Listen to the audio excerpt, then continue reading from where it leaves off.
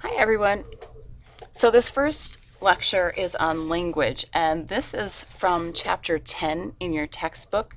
The chapter is called Thinking and Language, and I'm actually going to start with language. It starts on page 401 of your textbook, and then we'll do the thinking part, the cognition part, later. So let's start with language. Well, first of all, we need a really strong definition.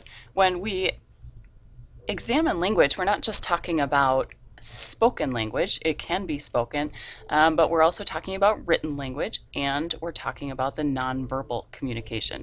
And the study of language is the study of the ways that we combine these forms of communication as we think and as we communicate with others.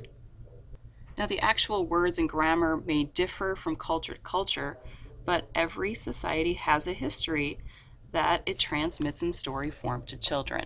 Language transmits culture. This picture you see is a group of Ivory Coast boys, and they are listening as an elder retells a tribal legend. Now, there's a couple key names you're going to need to know for this unit, and one big guy is Noam Chomsky. And he says when we study human language, we are approaching what some might call the human essence, the qualities of mind that are, so far as we know, unique to humans. And many people would say this is what differentiates us from other animals. Now, yes, certainly there are plenty of psychologists who study animals and animal communication. Maybe you have a dog and you feel like your dog knows some words, some direct commands, and surely you've seen some documentary or video clip of chimpanzees communicating. However, when we speak of language here, we're speaking of something much deeper and broader than what you see with animals. It's beyond communication. We're talking about how we transmit culture. So imagine some kind of alien species that could pass thoughts from one head to another merely by pulsating air molecules in the space between them. Is this crazy? Is this maybe the part of a plot for a future Spielberg movie? Well, actually, we are those creatures. When we speak, our brain and our voice box conjure up air pressure waves that we send banging against another's eardrum, enabling us to transfer thoughts from our brain into theirs. Pretty amazing. What's so cool about this is language is it's not just about us communicating today with the people around us, but we are transmitting civilization's accumulated knowledge across generations.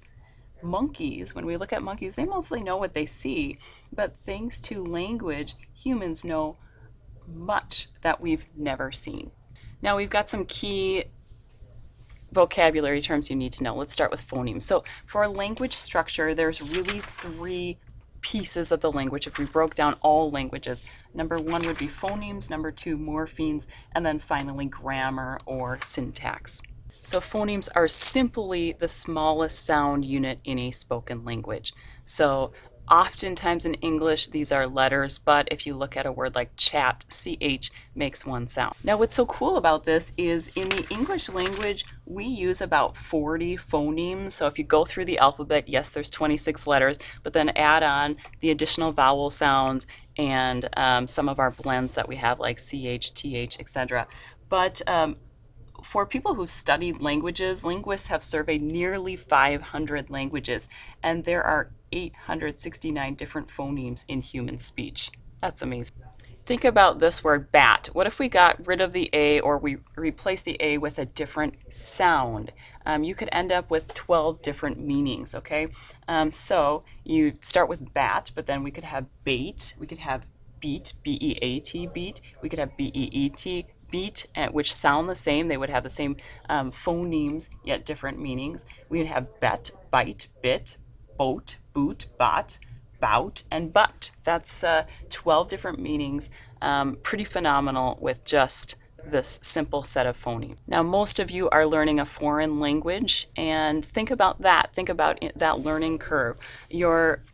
Most languages vary somewhat in terms of their phonemes. So think about the languages that you know. Are there phonemes that you had to learn to pronounce correctly in this new language that doesn't exist in English. Or some of you are second language, English is your second language. So think about your first language. What are the different sounds that your language, your first language, has compared to English? What is also really cool is that sign language also has phoneme-like building blocks. It's defined by hand shapes and movements. So just like speakers, native signers might have difficulty if they're learning, like an ASL, somebody who knows American Sign Language is trying to learn sign language in another country, they might actually have difficulty learning that other language because there's a different set of phoneme-like hand movements. Next, we have a morpheme. So this is a combination of phonemes, and the definition is the smallest unit that carries a meaning. So it might be a word or a part of a word. So milk is in and of itself a morpheme. Now pumpkin, we have two. Unforgettable, we have unforgettable. Now the thing to remember with morphemes over here is that generally you're going to look at a morpheme as maybe there's a root, and then if you see any prefixes or suffixes like ed, that would be a morpheme also because it carries meaning. It changes the meaning of the word. Even adding the plural S by itself would be a morpheme because it changes the meaning of a word. It has meaning by it. So let's compare the two for a minute here. Phonemes, morphemes. How many phonemes are in the word cats? Well, phonemes should be 4. K, at, ts. So there's 4 phonemes in the word cats. But what about morphemes? How many morphemes are in the word cats? Just 2. Cat and the plural s. So this is a really nice chart for you to kind of get this straight. And then we have words. So words would be any meaningful unit when you combine the morphemes together. And if you look at the English language, we have about 40 phonemes. We have about 100,000 morphemes, and there's 290,500 words. Then we have phrases. So these are composed of 2 or more words. And we would add this together, and then we have sentences composed of many words. And when you look at the number of possible sentences, there is no limit. It is infinite because this is what's so magical about humans and human language is that you can create your own unique sentence at any time of the day that nobody has ever uttered, nobody has ever heard, and there it is. Done. Brand new, and there's an infinite number of sentences. So the next important ingredient of language is grammar. All languages have a system of grammar, and within grammar we have something called semantics and syntax. So here's your definition of semantics, and hopefully you recognize this word from maybe the memory unit or the learning unit. Semantics is where we use these rules to derive meaning from morphemes. So adding ed to the word laugh means that it happened in the past. That rule to add ed to make it past tense, that's a semantic rule because it gives us meaning from a word. And then we have syntax, and syntax is all about the rules for combining words to make a sentence that makes sense, that's grammatically correct. So for example, in English, we have the syntactical rule that says adjectives come before nouns. So if we describe White House, the adjective white comes before the noun house. Now, some of you may have learned Spanish and you learned hopefully right away that it's the opposite. In Spanish, it'd be Casablanca.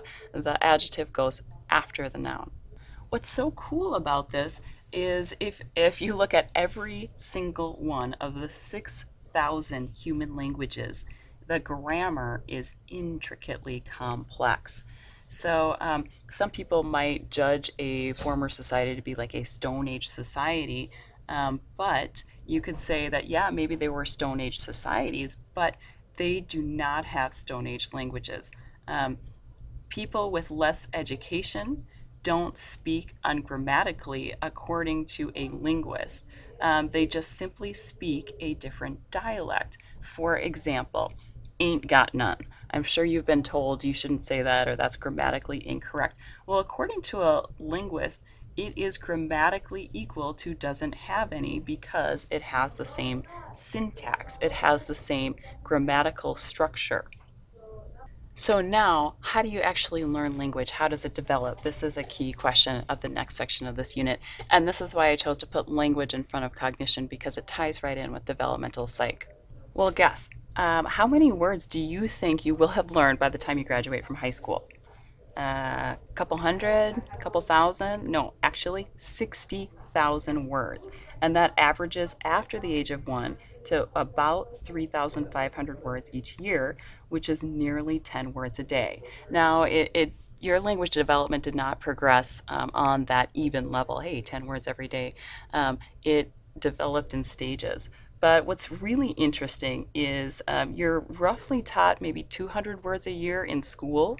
So how did you get the rest of those 3,300 words every year? Long before kids could add, they learn their native language. When you were a preschooler, you comprehended and spoke with an ability, a language ability that puts to shame other students, maybe and yourself, who are trying now to learn a foreign language. It's pretty remarkable. And if you think about your ability to speak, it's just positively astonishing. You select from a sample of tens of thousands of words in your memory, you effortlessly turn them into near perfect syntax, and you spew them out at a rate of 3 words a second. Rarely do you actually form a sentence in your mind before speaking them. Usually we just organize them on the fly just while we speak. How do we do this? Well, let's start with the progression of language. So when a child is born, their ears, if they're born full term and developing normally, their ears work just fine. And already by the age of 4 months, children begin a babbling stage. This is the lovely goo stage.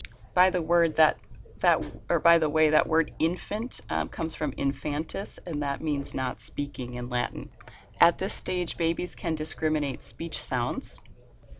They prefer to look at a face that matches a sound, and this period marks the beginning of the development of baby's receptive language. Receptive language is the ability to comprehend speech, so your listening ability.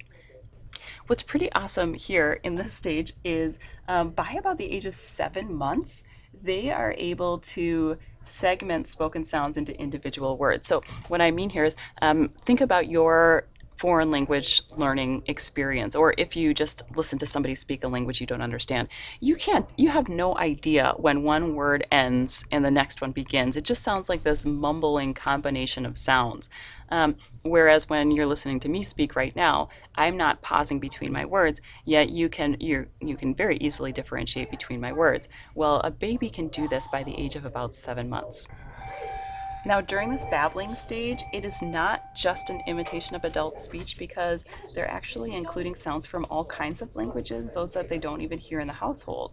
If a listener is taking data for different babies from different cultures or different languages, you really can't differentiate between a babbling French baby or a babbling Ethiopian baby or a babbling English speaking baby. Okay, I'm going to end this one here, and I'll continue with language acquisition in video number 2.